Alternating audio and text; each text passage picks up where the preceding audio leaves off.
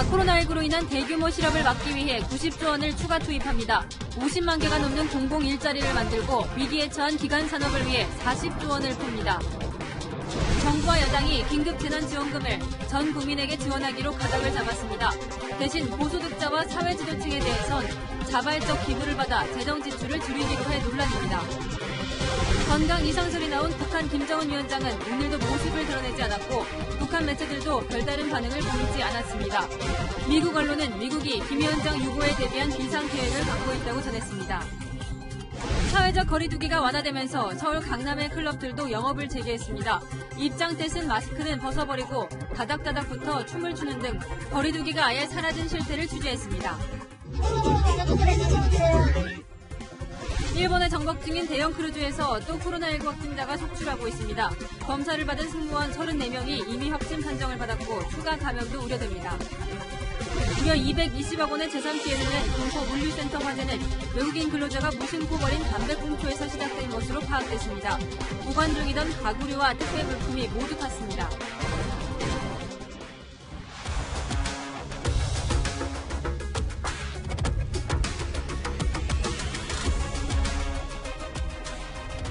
안녕하십니까. 뉴스에이 동정민입니다. 정부가 코로나19로 닥친 실업 대란을 막기 위해 90조 원을 추가로 풀기로 했습니다. 이 돈은 고용대책, 금융지원, 기간산업보호 등에 쓸 예정인데요. 당장 일자리가 뚝 끊긴 청년들을 위해 10조 원을 들여 공공일자리 55만 개를 만들기로 했습니다. 청년들의 반응은 엇갈렸습니다. 첫 소식 박정석 기자입니다. 요즘 20대 청년에겐 취업도 아르바이트 구하기도 하늘의 별 따기입니다.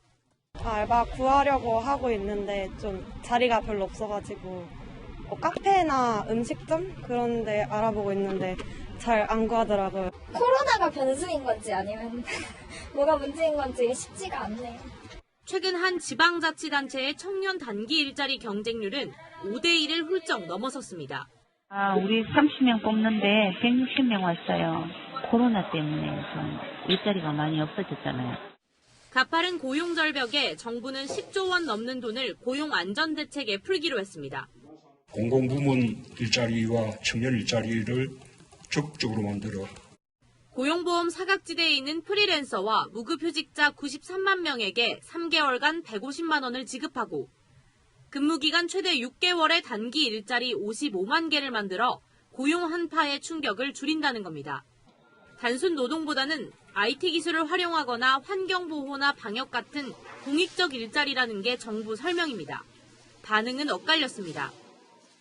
그래도 기회가 많이 주어지다 보니까 학생들이 부담 없이 단기적으로 일하기에는 적절할 것 같아서. 단기적으로 일자리를 급하게 만들어내면은 결국 단기 기간이 지난 다음에 또 원점일 거잖아요. 정부는 고용대책에 들어가는 10조 원 가운데 9조 3천억 원을 적자 국채 발행을 통한 3차 추경으로 마련하겠다고 밝혔습니다. 채널A 뉴스 박정서입니다. 세금으로 공공 일자리를 아무리 만들어도 우리 기업들이 무너진다면 실업 대란을 막을 길이 없어집니다. 정부가 타격이 큰 항공, 정유 등 7대 기간 산업에 추가 40조 원을 지원하기로 했습니다. 다만 조건이 붙었습니다. 이어서 김남준 기자입니다.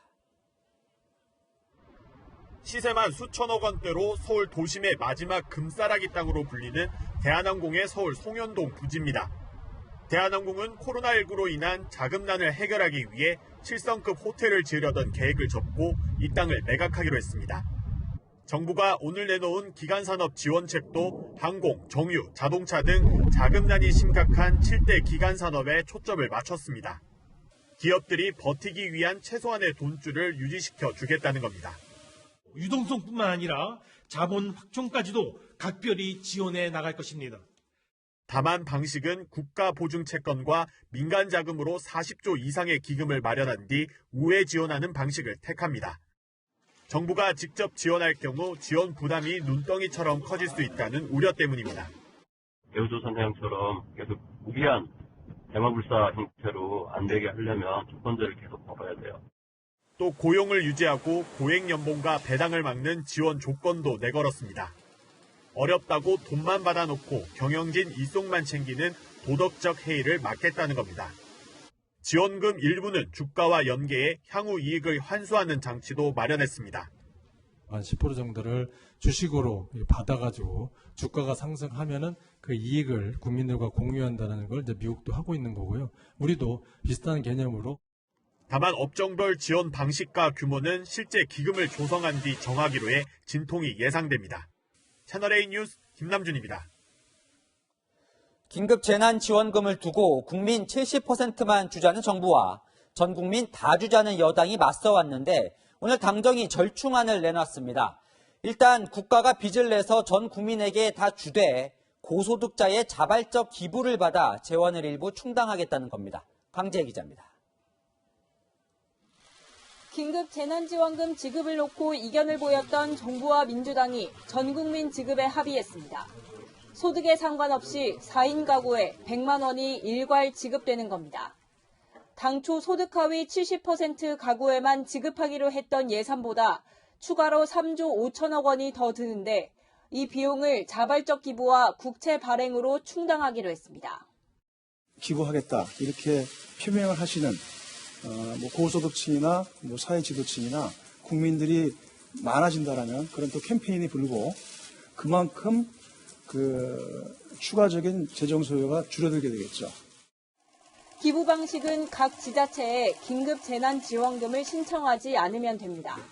자동으로 기부금으로 인정돼 국고로 들어가는 방식입니다. 기부금에 대해서는 세액공제도 받을 수 있게 소득세법도 개정하기로 했습니다. 정세균 국무총리는 입장문을 통해 민주당 입장을 수용한다는 뜻을 밝혔습니다. 총리실 관계자는 정 총리가 홍남기 경제부총리와도 사전 조율을 거쳤다고 설명했습니다. 하지만 여야 합의를 수용 조건으로 제시해 정책에 대한 책임을 야당에 떠넘긴다는 지적이 나옵니다. 지금하고 달라진 게 뭐 있습니까? 자발적 기부를 어떻게 받아서 3조 원이 넘는 국채를 발행해서 그 국채를 어떻게 갚겠다는 건지. 미래통합당은 민주당의 안이 구체성이 없다며 재난지원금 100% 지급 반대를 고수했습니다. 채널A 뉴스 강지혜입니다. 고소득자도 받을 수는 있지만 그 돈을 기부하면 좋겠다는 정부의 이 새로운 긴급 재난지원금 지급 방식. 여러분은 어떻게 생각하십니까? 시민들의 생각을 안보겸 기자가 들어봤습니다. 전 국민에게 긴급 재난지원금을 지급하는 것에 대해선 시민들의 의견이 엇갈렸습니다. 100% 국민한테 지원하는 것은 찬성을 하고 금년 국가 예산 512조 원 중에서 100억 원을 빼가지고 전 국민한테 지급하면 좋겠습니다. 포퓰리즘의 일종으로 바라보고 있고요. 코로나 바이러스 왔다고 해가지고 재난지원금을 주겠다. 이거는 너무 얼토당토하지 않죠. 자발적 기부를 통해 지원금을 돌려받는 방식에 대해선 유보 의견이 많았습니다. 지금 아마 다 힘든 시기인데 그건 뭐 줬다가 다시 베트란 말 아닌가요? 그거는 다시 한번 생각을 해봐야 된다고 이렇게 생각하는 것 같습니다. 기부는 근데 말 그대로 자유잖아요. 좀 다 주고 약간 줬다 뺏는 느낌이 들 수도 있고 그게 최선인가 싶은. 기부를 실제 얼마나 할지에 대해서도 의견은 엇갈렸습니다. 기부 관련해가지고는 사실 많이 하지 않을 것 같아요. 국가의 돈이니까 정말 꼭 필요한 곳에 쓰여져야 되는데 기부하시고 싶으신 분들 좀 자발적으로 그런 혜택이 또 있다면 저도 할 것 같아요. 그렇죠. 기부는 아마 제가 봤을 때는 힘들 것 같고 이렇게 세금으로 다시 환수를 하지 않는 한은 기부는 미미할 거라고 저는 판단합니다. 기부 방식을 둘러싼 논란은 당분간 계속될 걸로 보입니다. 채널A 뉴스 안보겸입니다. 지금부터는 김정은 북한 국무위원장의 건강 이상설과 관련한 후속 보도 전해드리겠습니다. 김 위원장의 신변을 두고 전혀 이상이 없다는 한국 정부와 두고 보자는 미국 정부의 온도차가 분명히 있습니다. 먼저 미국 분위기부터 살펴볼 텐데요. 미국 언론들은 김 위원장의 건강에 계속 의문을 제기하며 유고에 대비해 미 정부가 비상계획을 갖고 있다는 보도까지 내놨습니다. 유주은 기자입니다. 미국 NBC 방송은 김정은 국무위원장이 심장수술 뒤 무력화됐을 가능성이 있다며 건강 이상설 보도를 이어갔습니다. 어제 MBCN 기자가 SNS에 뇌사 상태를 언급했다가 삭제했는데 하루 만에 표현을 바꿔 보도한 겁니다. 일본 요미우리 신문은 올 1월 프랑스 의료진이 북한을 다녀간 정보도 있다고 보도했습니다. 폭스뉴스는 미국 정부가 김정은 위원장 유고에 대비한 비상계획을 갖고 있다고 전했습니다. 국방정보당국자를 인용해 수백만 명의 북한 주민 기근, 대규모 탈북, 중국 개입에 따른 대응까지 모두 포함되어 있다고 밝혔습니다.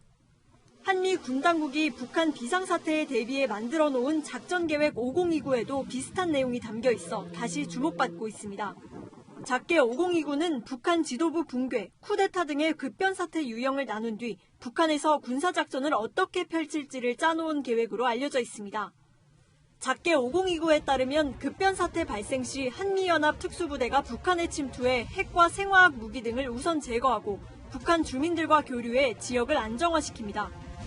동시에 주변국의 대량 탈북에 대비한 난민 수용시설을 갖추고 주변국과의 충돌에 대비하는 방안도 담겨 있는 것으로 전해졌습니다. 채널A 뉴스 유주은입니다. 트럼프 대통령은 김정은 위원장의 건강 상태를 모른다고 공식적으로 말했지만 저희 취재 결과 미 행정부에선 김 위원장이 최근 수술을 포함한 치료를 받았을 가능성에 더 무게를 두고 있는 것으로 확인됐습니다. 워싱턴 김정환 특파원입니다. 김정은 위원장의 신병 이상 보도와 관련해 트럼프 대통령은 신중한 입장을 보였습니다. We don't know. I can only say this. I wish him well because if he is in the kind of condition that the reports say, that the news is saying, that would be that's a very serious condition. 확인되지 않은 내용으로 관련 보도를 한 CNN은 신뢰하지 않는다 덧붙였지만 특이 동향이 없다는 우리 정부와는 다소 온도차가 느껴지는 대목입니다. 미 행정부 관계자는 채널A에 김 위원장이 최근 건강 문제로 수술 등을 포함한 치료를 받았을 가능성에 무게를 두고 있다고 밝혔습니다. 이를 뒷받침할 만한 충분한 증거를 확보했다고도 했습니다. 그러나 회복 여부 등 현재 상태에 대해선 파악 중이라고 말했습니다. 김 위원장의 건강 문제는 판문점 회담 당시 그를 관찰한 미 언론에 의해 제기되기도 했습니다. Well, we noticed at the DMZ meeting, because it was impossible not to notice, that Kim Jong-un was breathing heavily and sweating after walking just a few yards. 미 행정부 관계자 등은 뇌사, 위독설 등은 가능성이 낮아 보인다고 전했습니다. We had reports about the death of Kim Il-sung, Kim Jong-il, and Kim Jong-un in the past, which proved not to be correct. So I think we tend to take these kind of reports with a grain of salt. 김정은 위원장의 건강 리스크는 이 남북 관계뿐만 아니라 한반도 지형에 막대한 영향을 미칩니다. 김 위원장이 직접 모습을 나타내기 전까지 각종 의혹과 논란은 계속될 전망입니다. 워싱턴에서 채널A 뉴스 김정환입니다. 전해드린 대로 김정은 위원장이 건재하다면 모습을 드러내면 이 불필요한 논란도 사라질 텐데요. 아직까지는 별 움직임이 없습니다. 오히려 북한 내부에선 이 김 위원장 신변 이상 땐 여동생 김여정의 권한을 집중하기로 결정을 끝냈다는 외신 보도마저 나오고 있습니다. 이어서 황아람 기자입니다. 열흘 넘게 두문불출 중인 김정은 위원장은 오늘도 나타나지 않았습니다. 어제 전 세계가 앞다퉈 건강 이상설을 보도했지만 오늘 북한 방송에선 김 위원장 소식을 찾아볼 수 없었습니다. 인민대중의 자주이여 사회주의 업시행에 커다란 공헌을 하신 절세위인들의 업적을 칭송하고 주최사상 인터넷 토론회와 발전소 시설 개선 소식이 전부입니다. 노동신문의 김 위원장 동정란도 지난 12일 보도를 끝으로 멈춰 있습니다. 2014년 10월 신병 이상설이 나왔을 때는 사흘 뒤 모습을 드러냈습니다. 지난해 5월에는 건강 문제가 제기되자 이틀 뒤 하루에 6개 일정을 소화하며 건재함을 과시했습니다. 정부 소식통은 건강 이상설 제기 후 일주일 전으로 김 위원장이 모습을 드러냈다면서 주말이나 다음 주 초면 이상 여부를 가늠할 수 있을 것이라고 말했습니다. 김 위원장 건강 이상설이 가라앉지 않고 있는 상황에서 동생 김여정에 대한 외신 보도도 이어지고 있습니다. 일본의 한 신문은 김 위원장이 통치할 수 없는 경우 김여정에게 권한을 집중한다는 결정이 지난해 말 노동당 중앙위 총회에서 내려졌다고 보도했습니다. 김여정은 당시 총회에서 북한 전체 인사를 주무르는 조직 지도부 제1부부장으로 취임한 것으로 관측되고 있습니다. 최근에는 북한 통치의 중추인 당 정치국의 후보위원으로 다시 복귀했습니다. 채널A 뉴스 황아람입니다. 우리 정부는 김정은 위원장이 강원도에 머무르며 정상적으로 현지 지도를 하는 것으로 보고 있습니다. 이 평양을 비운 이유로는 건강보다 오히려 심각한 이 평양의 코로나19 감염 상황 때문일 가능성에 주목하고 있습니다. 계속해서 김윤수 기자입니다. 김정은 국무위원장이 측근들과 함께 강원도에 머물며 비공개 현장 지도를 하고 있는 것으로 우리 정부는 파악하고 있습니다. 정부 관계자는 평양 외곽에서 일정을 소화하고 있는 것으로 보인다고 전했습니다.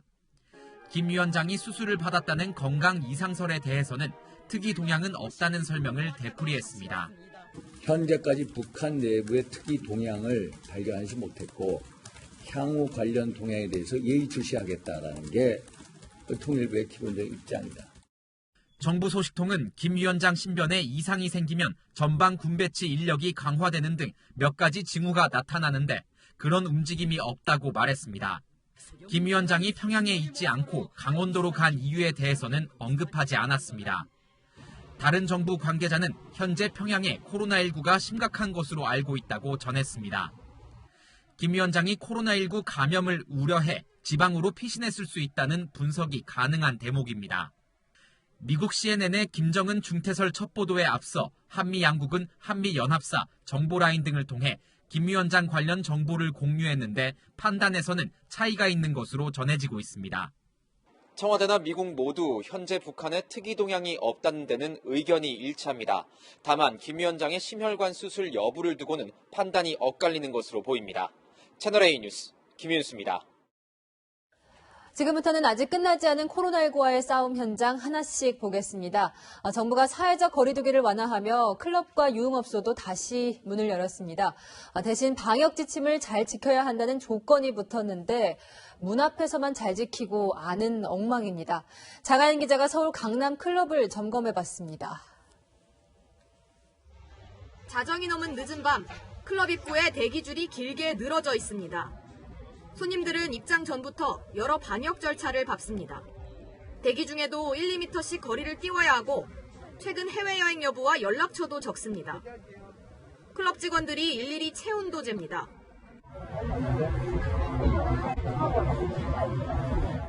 입장할 때 마스크를 써야 한다는 안내도 해줍니다. 클럽 안에 들어가자 완전히 다른 풍경이 펼쳐집니다. 밀폐된 공간에서 발 디딜 틈도 없이 사람들이 밀집해 춤을 추고 있습니다. 들어올 때 쓴 마스크는 턱 밑까지 내렸거나 아예 벗어버렸습니다. 내가 마스크 한다고 안 꺼내는 건 아니잖아. 시끄러운 음악 속에서 밀착해 대화를 나누거나 포옹을 하는 남녀도 있습니다. 코로나19 감염을 걱정하는 클럽 이용자는 찾아보기 힘듭니다.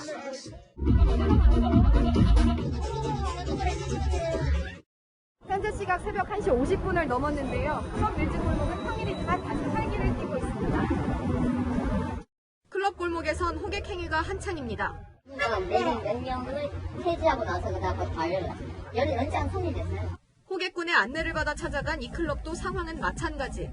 벽에는 의무적으로 마스크를 써야 한다는 안내문이 붙어 있지만 마스크를 한쪽 귀에만 걸고 춤을 추는 사람들로 북적입니다. 말을 걸려고 움직이고. 관할구청에 문의했더니 현장 점검을 나가보겠다고 말합니다. 서울시에서 팀이 어제 공문으로 시달이 됐대요. 자치구에. 저희가 이제 22일 오늘이랑 그리고 금요일 이렇게 해서 점검을 할 예정이라. 방역 지침을 지키겠다며 문을 열었지만 겉과 속이 다른 클럽들의 영업 행태에 코로나19 재확산을 우려하는 목소리가 높습니다. 채널A 뉴스 장하연입니다. 빗장을 걸었던 자연휴양림과 수목원도 문을 열었습니다. 시원한 공기를 만끽하러 시민들이 몰렸는데 감염을 예방하기 위해 전과 달라진 모습도 있습니다. 김태영 기자가 다녀왔습니다. 산등성이는 연두빛 옷을 갈아입었고 골짜기 구석구석마다 봄 기운이 퍼집니다. 사회적 거리두기가 완화되면서 유명산 자연휴양림이 전면 폐쇄된 지 41일 만에 다시 개방됐습니다.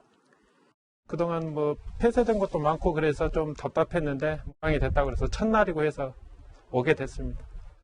이곳을 포함해 전국 자연휴양림과 수목원 등 코로나 감염 가능성이 낮은 56개 국립 야외 시설이 오늘부터 차례로 문을 열기 시작했습니다. 이제 야외 화장실이라든지 이런 편의시설에 대해서는 저희가 항시 소독이나 이런 부분을 청결히 신경 쓰고 있습니다. 다만 밀접 접촉 우려가 있는 휴양림 숙박시설은 여전히 운영하지 않습니다. 대통령 별장이었던 청남대도 54일 만에 다시 방문객들을 맞았습니다. 이 방문객들은 이처럼 체온을 재고 이 마스크를 꼭 써야만 안에 들어갈 수 있습니다. 탁 트인 곳에서 코로나19로 지친 마음을 충전합니다. 집에만 있다가 다시 산에 나오니까 산공유 마시니까 좋아요. 잃어버린 일상의 소중함을 새삼 깨닫기도 합니다. 갇혀본 적이 없다가 갑자기 갇혀보니까 정말 어렵더라고요. 사소한 우리 그 활동이 다 소중하고. 보건당국은 사회적 거리두기 단계적 완화에 맞춰 구체적인 생활방역 지침을 내놨습니다. 1에서 2m 일상적 거리 유지와 함께 방역관리자 지정, 매일 2번 이상 환기 등을 권고했습니다. 채널A 뉴스 김태형입니다. 코로나19 바이러스의 중요한 특징이 새로 발견됐습니다. 일반적인 바이러스는 인체에 항체가 생기면 사라집니다. 그런데 코로나19 바이러스는 환자 몸에 항체가 생겨도 몸 안에 남아있는 경우가 있는 것으로 나타났습니다. 정현우 기자입니다. 방역당국이 격리 해제를 앞둔 코로나19 환자 25명을 검사한 결과 모두 항체가 형성됐습니다. 하지만 이 중 절반인 12명의 기도에서 채취한 분비물에 바이러스가 남아있었습니다. 일반적으로 바이러스에 감염되면 항체가 형성된 뒤 바이러스가 사라지는데 코로나19는 다른 겁니다. 환자에 따라서는 중화항체가 형성되더라도 바이러스가 완전히 제거되지 않고 체내에 남아있는 기간이 다를 수 있다고 추정해 볼 수 있고, 채취된 분비물을 실험실에서 배양한 결과는 음성이었습니다. 바이러스가 배양되지 않아 음성이란 건데 항체의 공격을 받아 바이러스가 죽거나 이미 전염력을 잃었다는 겁니다. 바이러스의 조각이 검출되는 것으로 보여서 어느 정도의 방어력은 있지 않는가 이렇게. 방역당국은 항체 형성 후에도 바이러스가 남는 코로나19의 특이점이 완치 후 재양성 사례와는 관련이 없다고 선을 그었습니다. 현재 2차 배양 검사 등 추가 분석이 진행 중입니다. 코로나19의 항체 형성률이 낮은 것도 안심할 수 없는 대목입니다. 앞서 세계보건기구 WHO는 미국과 네덜란드의 자료를 분석한 결과 항체 형성률은 평균 3% 수준이라고 밝혔습니다. 전 세계 인구 60%가 항체를 보유해야 가능한 집단 면역 상태가 되긴 어렵다는 겁니다. 낮은 항체 형성과 더불어 우리 방역당국은 국민 대부분이 코로나19에 면역이 없어 2차 유행 가능성이 높다고 경고했습니다. 채널A 뉴스 정현우입니다. 서울 시민도 코로나19 때문에 경제적 어려움을 겪으면 재난긴급 생활비를 받을 수 있습니다. 모바일 상품권으로 지급되는데 이 상품권이 벌써부터 인터넷 중고거래 사이트에 올라왔습니다. 재난지원금 깡, 형사처벌 대상입니다. 박건영 기자입니다.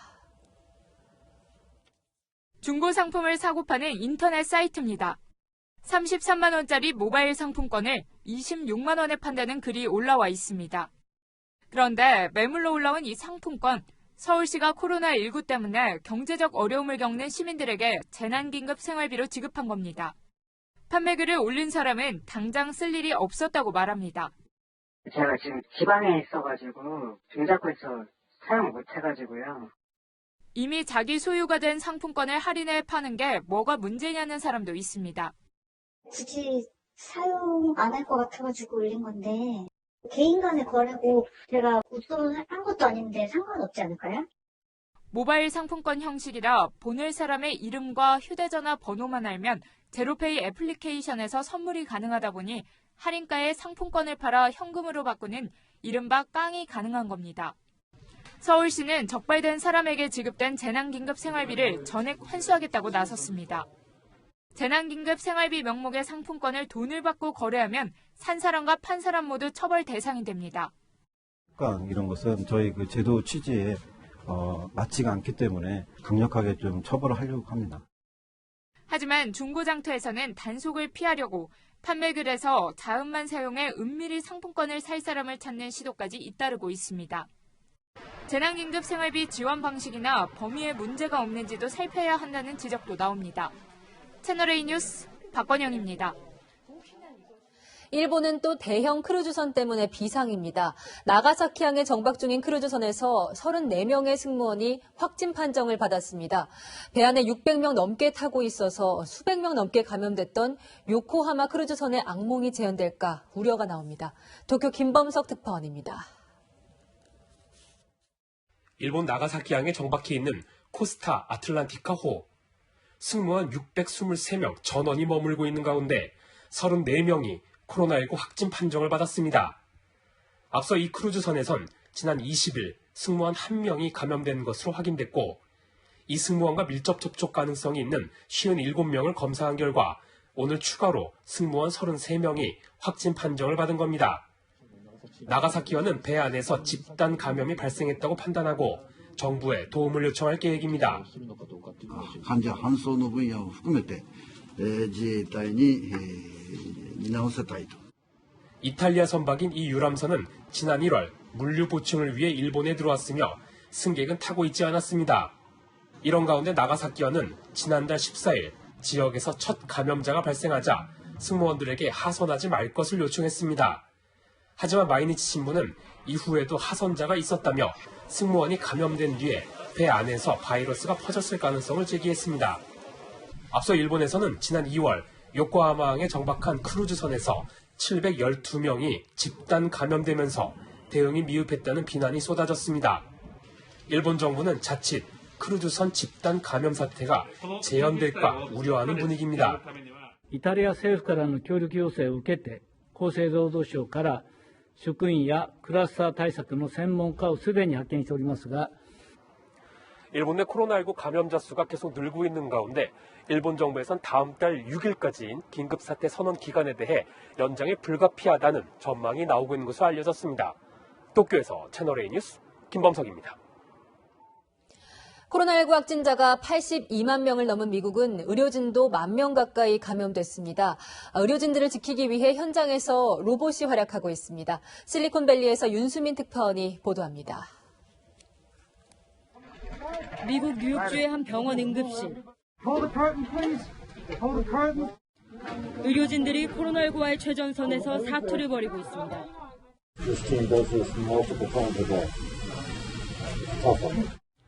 미국에선 이처럼 코로나19와 싸우다 감염된 의료진이 9,000명이 넘습니다.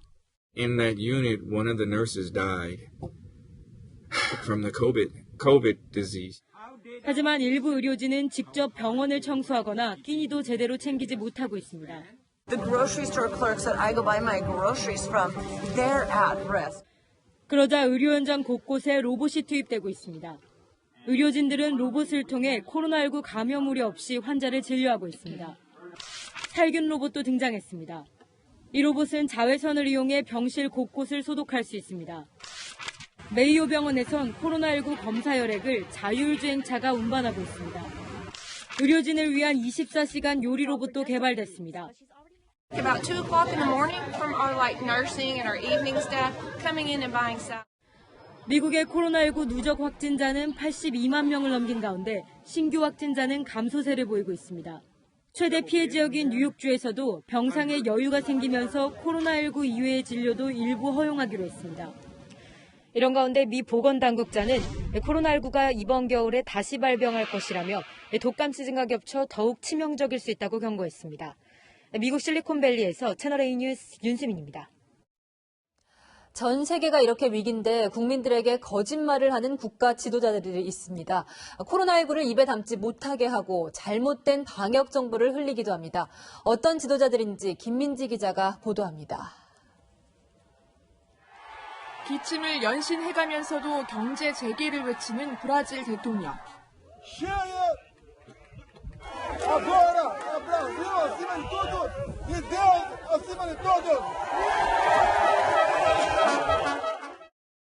나라 한편에선 사망자가 속출해 집단 매장까지 이루어지고 있지만 대통령은 불가피한 일이라고 말합니다. Aproximadamente 70% da população vai ser infectada. Não adianta querer correr disso, é uma verdade. 시장에서도 학교에서도 일상생활이 펼쳐지는 중미 니카라과. 13년째 집권 중인 니카라과 대통령 역시 코로나19는 아무것도 아니라고 말합니다. Una, por el coronavirus. Tenemos, en la región tenemos el menor número de casos. 사망자는 물론이고 확진자가 아예 한 명도 없다고 발표한 나라도 있습니다. 14년째 같은 대통령이 집권 중인 투르크메니스탄입니다. 여기선 코로나19를 언급하는 것만으로도 사복 경찰에 체포된다고 한 NGO는 폭로했습니다. 벨라루스 대통령은 보드카와 건식 사우나가 코로나19를 막아준다는 황당한 발언에 이어 방역 대책은 하루면 가능하다고 밝혔습니다. Карантин, комендантский час и прочее. Слушайте, это проще всего. Это мы сделаем в течение суток. Но жрать что будет? 26년째 집권 중인 그의 막무가내식 방역에 대해선 강력한 동맹국인 러시아조차 우려를 표시했습니다. 채널A 뉴스 김민지입니다. 중국에서는 코로나19 못지않게 불륜 스캔들이 화제입니다. 알리바바 그룹 후계자인 30대 CEO 부부 이야기인데 드라마에 나올 법한 일이 벌어졌습니다. 한수아 기자가 보도합니다.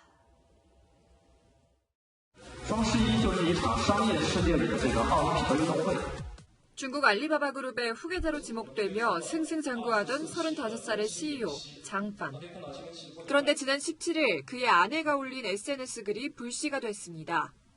내 남편을 건드리지 말라며 불륜 상대에게 경고 메시지를 남긴 겁니다.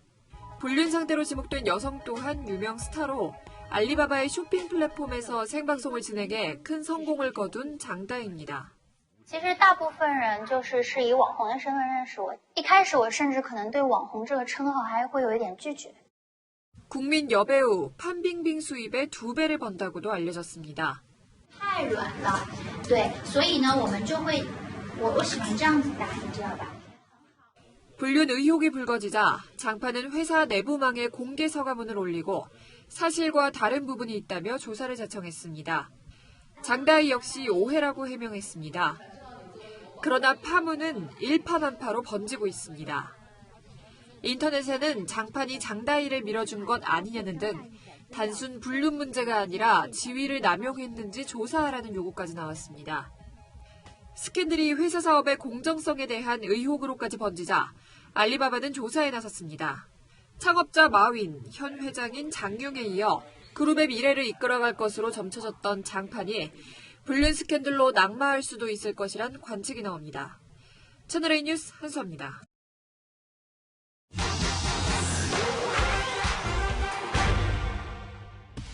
사실만 짚어드리는 팩트맨입니다. 자신을 미국의 의사라고 소개한 이 남성 토니 워터가 코로나19에 효과가 있다고 주장합니다.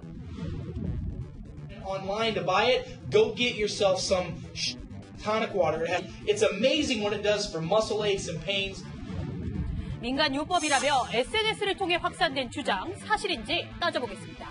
칵테일에 쓰이는 토닉 워터는 키나 나무 껍질 추출물 퀴닌을 배합한 건데요. 실제 퀴닌은 1500년대 이후 말라리아 치료에 사용됐습니다. 트럼프 대통령이 코로나19에 효과가 있다고 말한 말라리아 치료제 클로로킨과 비슷한 성분을 갖고 있는데요. I think it could be the game changer. 하지만 토닉 워터 속 퀴닌은 치료용으로 의미 없습니다. FDA는 토닉 워터 퀴닌 함유량을 극소량으로 제한하는데요. 말라리아 치료 때는 8시간 간격 648mg을 복용하는데 단순 비교만 해도 1리터 대형 토닉 워터를 7통 이상 마셔야 합니다. 부작용도 문제입니다. 퀴닌은 시신경 손상, 혈소판 감소 등 일으킬 수 있어서 최근 말라리아 치료에도 잘 사용하지 않습니다. 이 때문에 토닉 워터에 퀴닌을 넣는 제조사도 거의 없는데요. 팩트맨이 국내 시중에 판매되는 5개 브랜드 토닉 워터 성분을 확인해봤더니 퀴닌 향은 있어도 퀴닌이 들어간 제품 없었습니다. 그나마 퀴닌 유사 성분으로 코로나19 치료에 기대를 모았던 하이드록시 클로로킨도 미국 연구에서 오히려 코로나19 사망률을 높일 수 있다는 결과가 나왔습니다. 클로로킨이 맥박에 문제가 생겨 심장 쪽은 치명적이죠. 부정맥이 생기면 사망할 수가 있어요. 팩트맨이 토닉워터 효능을 처음 퍼뜨린 이 남성에 대해서도 확인한 결과 주장과 달리 의사 면허도 없었습니다. 이 밖에도 궁금한 사항 팩트맨의 제보 부탁드립니다. 이상 팩트맨이었습니다. 어제 뉴스 시간에도 전해드렸던 이 경기 군포시 복합물류센터 화재는 26시간이 지나서야 오늘 겨우 꺼졌습니다. 재산 피해액만 220억 원에 달하는데요. 소방서가 추정하는 불씨의 시작은 외국인 노동자가 무심코 버린 담배꽁초였습니다. 김철웅 기자입니다. 5층짜리 건물이 새까맣게 탔습니다. 어제 오전 시작된 불은 26시간이 지난 오늘 정오가 돼서야 꺼졌습니다. 안에 있던 물건들이 대부분 소실되면서 소방당국이 추산한 재산 피해만 220억 원에 이릅니다. 경찰은 이 물류센터에서 일하는 튀니지 국적 20대 근로자를 긴급 체포해 조사하고 있습니다. CCTV 분석을 통해 남성이 담배를 피운 뒤 분리수거장에 꽁초를 버리는 모습을 확인했습니다. 지금은 다 타버렸지만 원래는 분리수거장이 있던 곳입니다. 무심코 버린 담배꽁초가 여기 버려져 있던 집기들에 불을 붙인 걸로 추정됩니다. 경찰 조사에서 남성은 내가 버린 담배꽁초 때문에 불이 난 줄 몰랐다고 진술했습니다.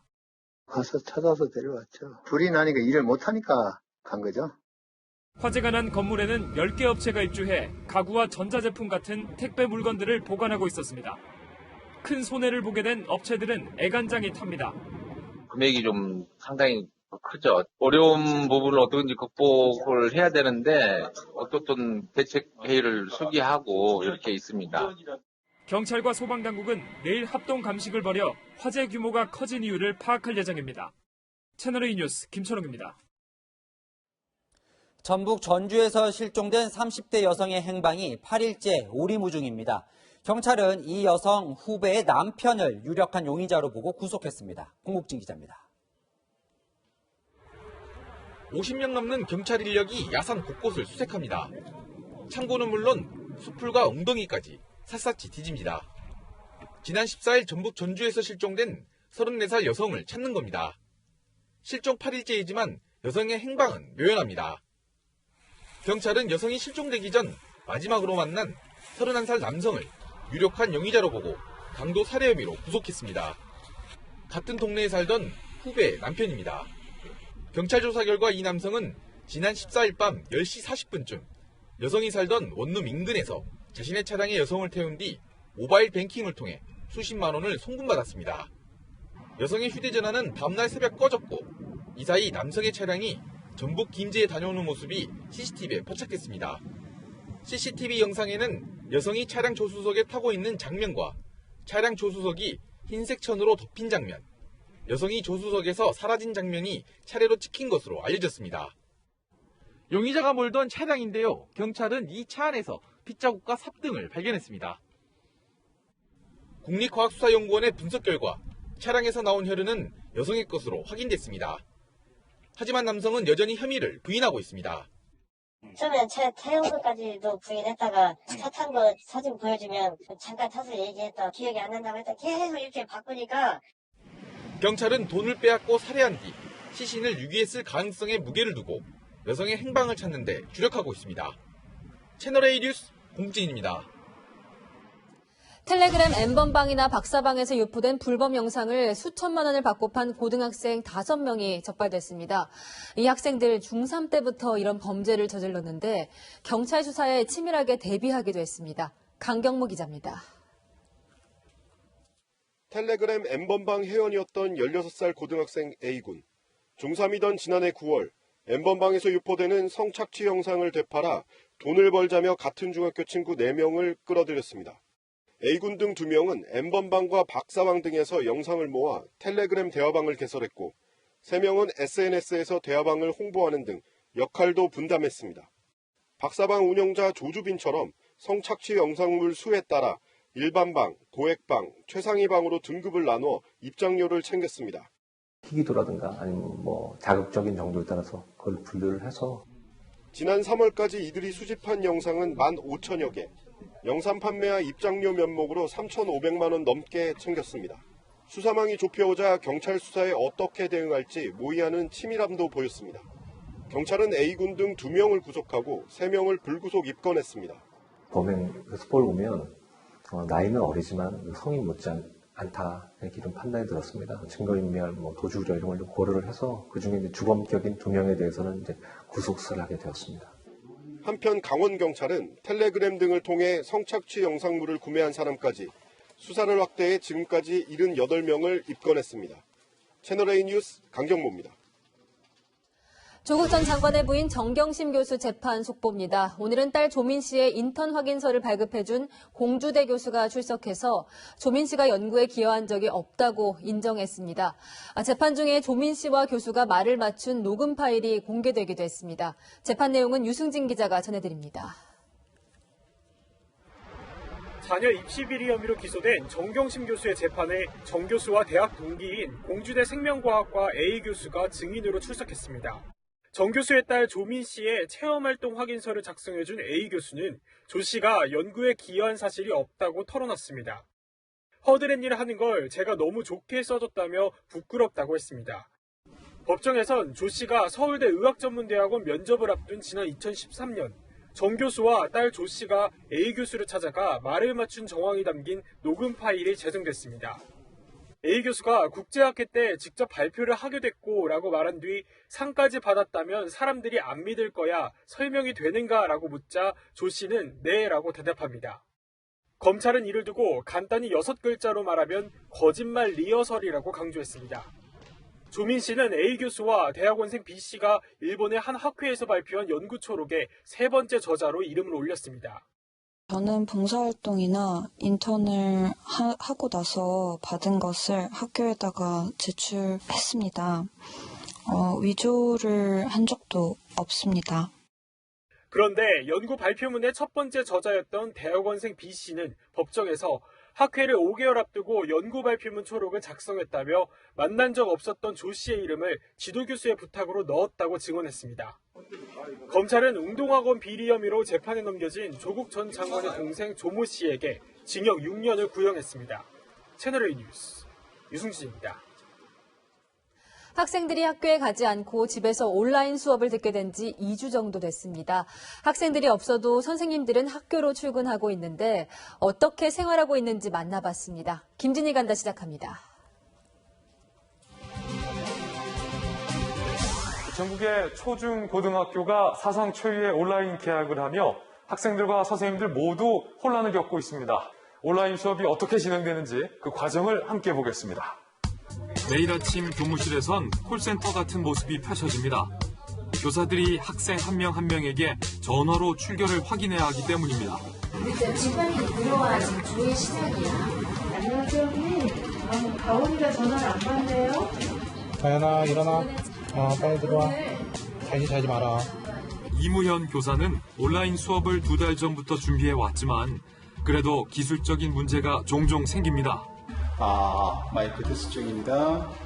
소리 안 나. 미안합니다. 세팅 잠깐만 할게요.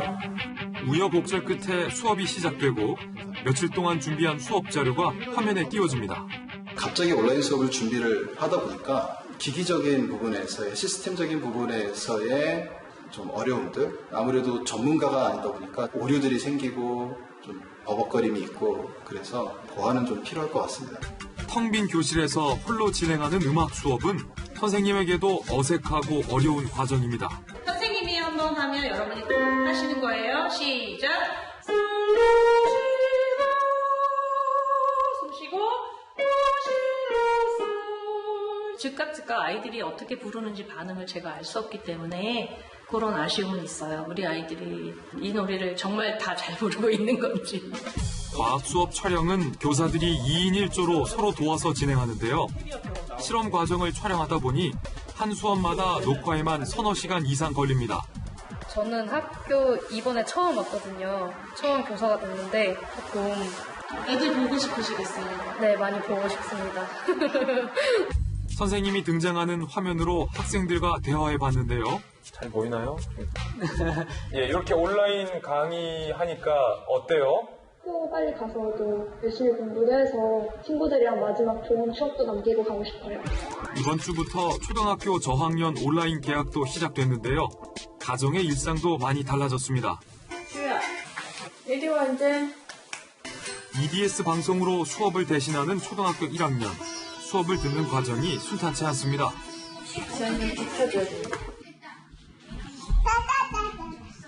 엄마가 잠시 자리를 비우자 금세 집중력이 떨어집니다. 아이가 수업을 듣는 동안 엄마는 재택 업무를 보는데요. 아이는 곧 엄마에게 다가와 말을 겁니다.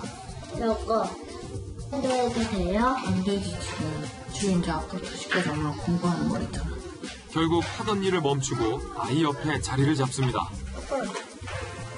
아직 학교를 제대로 가본 적이 없다 보니까 약간 실감을 못하는 느낌이에요, 좀. 그래가지고 옆에서 계속 안 봐주면 막 다른 딴짓하거나 집중을 잘 못하더라고요. 학부모 계약이라는 말이 틀린 얘기가 아니죠. 아이를 보는 시간에 제가 할 수 있는 일을 아무것도 못하니까 많이 좀 힘들더라고요. 교육당국에서는 5월부터 순차적인 등교 계약을 할 수 있도록 준비 중인데요.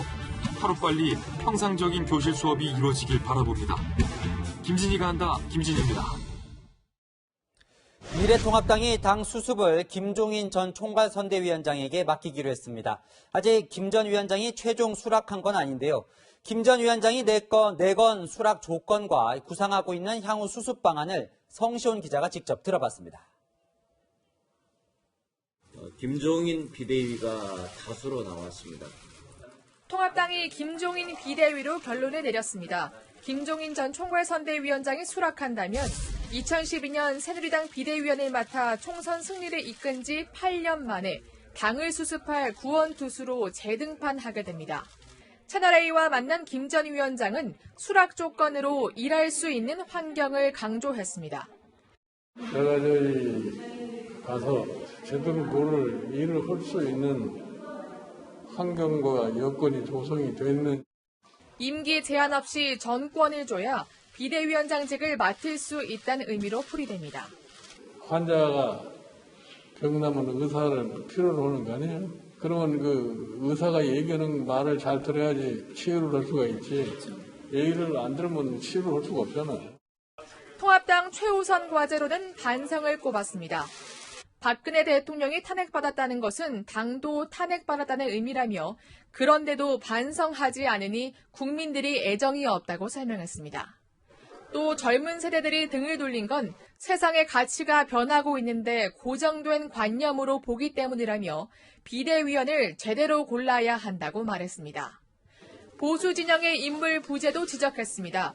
현재 당내에는 대통령감이 없다는 겁니다. 김 전 위원장은 청년 세대와 개혁적인 인물들로 비대위를 꾸리는 방안을 구상하는 것을 내줬습니다. 김 전 위원장이 비대위원장직을 수락하면 통합당은 다음 주 초 전국위원회를 열어 김종인 비대위 체제를 출범시킬 예정입니다. 채널A 뉴스 성시온입니다. 한국 여자 핸드볼의 캡틴 이모경 전 감독이 국회의원 당선자로 돌아왔습니다. 여야 스포츠팀을 만들어 단합대회를 열겠다는 포부도 밝혔는데요. 이동훈 기자와 함께 만나보시죠. 나 포기 안 할 거거든. 나 끝까지 낼 거니까. 당신도 포기하지. 결혼과 출산 후 8년 만에 선 올림픽 무대에서 불리한 판정을 극복하고 메달을 목에 걸었던 이모경 전 선수 겸 감독. 영화의 실제 주인공에서 국회의원 당선자가 돼 국회에 섰습니다. 스포츠와 정치 어떤 게 더 힘들어요? 네, 궁금해요. 정치가 힘듭니다. 스포츠는 육체적으로 좀 힘들고 그다음에 화합하는 인원수가 딱 정해져 있어요. 그런데 정치는 아니잖아요. 더불어민주당 영입 후 비례대표가 아닌 지역구 공천을 받았을 때는 고민도 많았습니다. 운동선수가 무슨 정치를 하십니까? 이런 말씀들이 참 많았어요. 명함을 나눠주는데 안 받고 저를 무시하고 가시고. 하지만 선거를 치르면서 지역구에 빛이 되겠다며 등불을 들었고 귀걸이도 당색인 파란색만 하고 다녔습니다. 선거 기간 힘이 돼준 딸 얘기에는 눈시울을 붉히기도 했습니다. 딸이 선거 유세운동에 다니면서 발가락 사이사이가 다 피가 나서 다 찢어졌어요. 그리고 걸어다니면서 다리에 쥐가 나고. 과거 스포츠계 출신 국회의원들이 의정활동에 한계가 있었다는 지적에 대해서는 자신의 장점을 10분 활용하겠다고 밝힙니다. 스포츠인이 이무경이 정치에 입문한 이상 여야 스포츠 단합대회를 한번 하고 싶어요. 네. 또 스포츠계의 성폭력 방지에도 앞장서겠다고 의지를 밝혔습니다. 채널A 뉴스 이동훈입니다.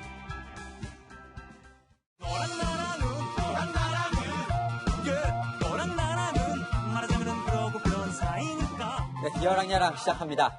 이재명 기자, 이 총선 이후에 이 대선 지지율이 어떻게 바뀌었을까 궁금했는데 오늘 결과가 나왔어요. 이 참패한 야권이 사실 더 궁금한데요. 황교안 전 대표 여전히 1위를 달리고 있습니까?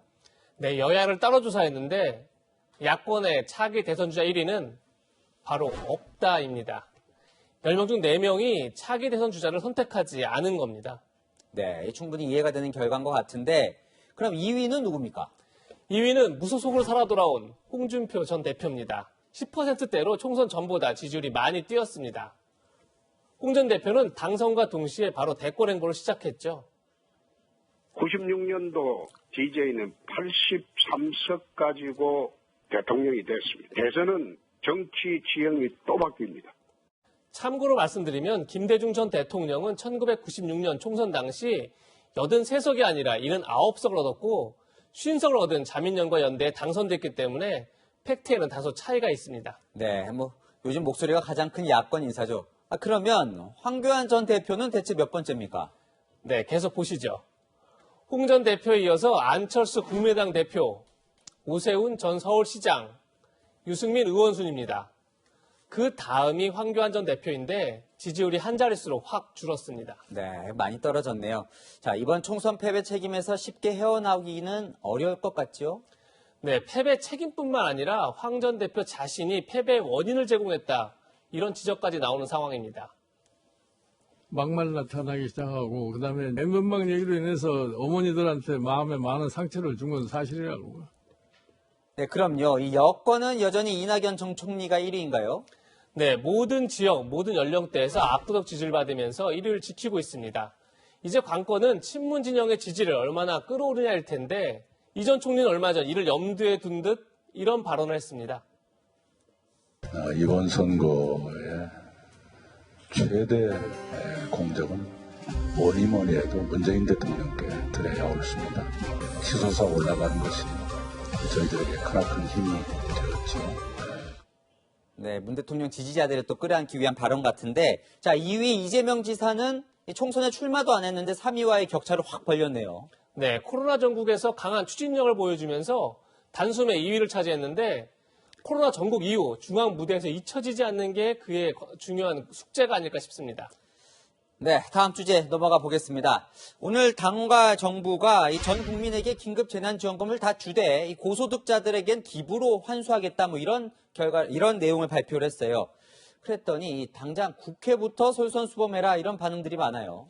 네, 국회가 먼저 고통 분담에 나서지 않으면 역풍이 만만치 않을 텐데 그래서 여러 제안들이 나오고 있습니다. 먼저 회계사 출신인 민생당 최이배 의원은 국회의원 해외 출장비 100억, 원내대표나 상임위원장 등에게 지급하는 특별활동비 100억, 국회 공무원 연가보상비와 사업추진비 등 각각 50억, 이렇게 총 300억 원의 국회 예산을 삭감하자고 제안했습니다. 네, 가능하다면 괜찮은 제안 같은데 그런데 저 최이배 의원은 정작 21대 국회에 없잖아요. 네, 비례대표인 최 의원은 이번에 지역구 출마를 포기했는데 그럼에도 최 의원의 이런 주장은 21대 국회에 상당한 압박이 되지 않을까 싶습니다. 이 총선 직전에 미래한국당이 이 당선자들의 세비를 기부하겠다 이런 약속도 했었죠. 맞습니다. 우리가 바로 기억해야 할 게 그 약속인데요. 먼저 당시 발표부터 들어보시죠. 미래한국당은 21대 비례대표로 당선되는 국회의원 첫 세비 전액을 구호단체에 기부하겠습니다. 코로나19로 힘들어하신 국민들과 조금이나마 고통을 함께. 미래한국당은 19명이 당선됐고 국회의원 한 달 세비는 약 1,000만 원이니 1억 9천만 원 정도를 기부해야 합니다. 제 기억엔 여당도 비슷한 약속을 했었던 것 같거든요. 네, 20대 국회의원 임기가 다음 달까지인데 더불어민주당도 소속 의원들의 마지막 3개월치 세비 중 절반을 반납하겠다 이렇게 약속했습니다. 그런데 우리가 이보다 더 기억해야 할 게 있습니다. 이번 총선에 출마할 후보들 가운데 자신이 당선되면 고통 분담 차원에서 세비를 일정 부분 반납하겠다. 이렇게 약속할 후보들이 상당히 많았다는 사실입니다. 이번 총선에 당선되면 저희 국회의원 세비를 반납하겠습니다. 코로나 사태가 완전히 해결될 때까지 세비 30%를 반납해 코로나19 고통 분담에 함께하고자 합니다. 오늘의 한마디는 이렇게 정했습니다. 끝까지 지켜보겠습니다. 생활이나 의정활동에 차질이 생길 만큼 세비를 다 기부하라는 건 아니고요. 국민을 향한 약속을 꼭 지켜달라는 당부입니다. 지금까지 여랑야랑이었습니다.